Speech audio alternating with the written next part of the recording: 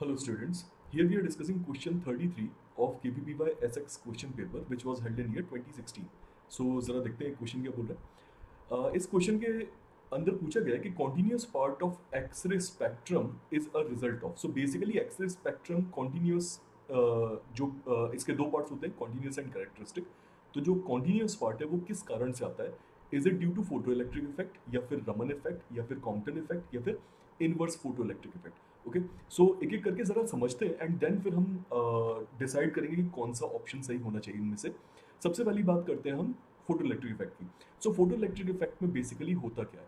हमारे पास अगर एक सब इमेजिन कीजिए, हमारे पास एक सपोज एक मेटेलिक सरफेस है और उस मेटेलिक सरफेस पर एक अप्रोप्रिएट अमाउंट ऑफ फ्रीक्वेंसी की लाइट अगर यहाँ पर शाइन करते हैं हम, तो उस केस में जो इस मटेरियल के अंदर प्रेजेंट फ्री इलेक्ट्रॉन्स है वो फ्री इलेक्ट्रॉन्स इस लाइट को एब्जॉर्ब करेंगे एंड सरफेस तक आ जाएंगे, राइट? सो एटलीस्ट अगर वो सरफेस तक आ जाते हैं तो उस केस में हम ये बोलेंगे कि इस मटेरियल की जो बाउंड्रीज है उसके बाहर अगर इलेक्ट्रॉन आ जाता है, फ्री इलेक्ट्रॉन बाहर आ जाता है, तो then that will be called as the case of photo electric effect. Okay, so photo electric effect में एक अप्रोप्रिएट फ्रीक्वेंसी की wavelength of light, appropriate frequency की लाइट अगर किसी फ्री इलेक्ट्रॉन को मटेरियल बाउंड्री पर ला सके, तो देन उस केस में जो एनर्जी का एक्सचेंज हुआ उस कारण से जो इफेक्ट आया वो फोटो इलेक्ट्रिक इफेक्ट कहलाता है। इसके बारे में आप ऑब्वियसली काफी हद तक जानते हैं।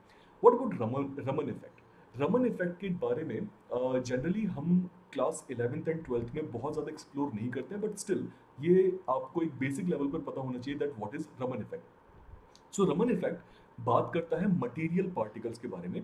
सपोज कीजिए कि कहीं पर कोई अगर एक मटेरियल पार्टिकल है, ठीक है, और उसका साइज जो है वो काफ़ी छोटा होना चाहिए, कुछ माइक्रोमीटर मिलीमीटर्स की रेंज का अगर पार्टिकल है, तो इसके साथ में आकर के अगर एक सुटेबल वेवलेंथ का फोटोन इंटरेक्ट करता है, तो उस केस में there is a chance, there is a possibility कि यहाँ पर इस फोटोन की एक इन इलास्टिक स्कैटरिंग हो जाए। इन इलास्टिक स्कैटरिंग का मतलब ये हुआ कि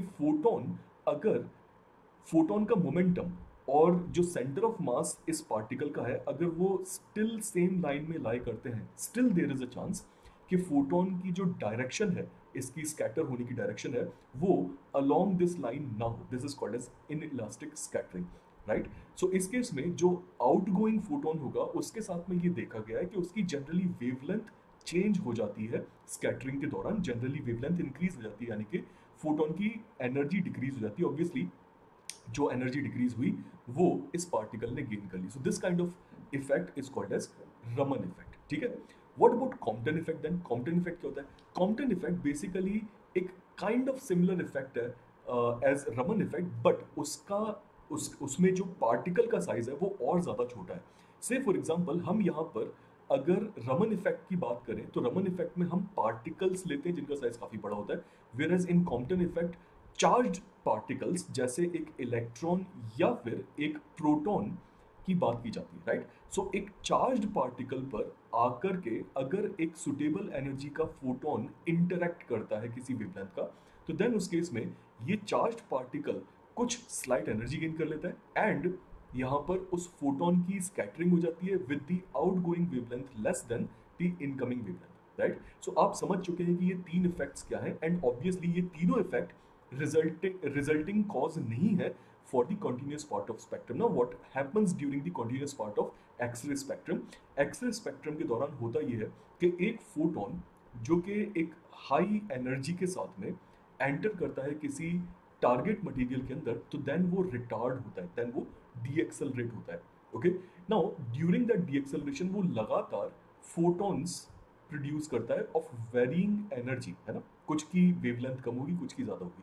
सो ऐसे बहुत सारे इलेक्ट्रॉन्स जब आकर के डीएक्सेलरेट करते हैं एक टारगेट मटेरियल के अंदर, तो देन उस केस में वो अपनी एनर्जी रिलीज करते हैं in the form of photon. Try to understand, एक सुटेबल मटेरियल के अंदर, एक सुटेबल मटेरियल में इलेक्ट्रॉन आकर के एनर्जी रिड्यूस करते हैं सो दैट कि फोटोन प्रोड्यूस हो सके, right? What was photo electric effect? Photo electric effect इसका जस्ट उल्टा था जो हमने अभी बात की है।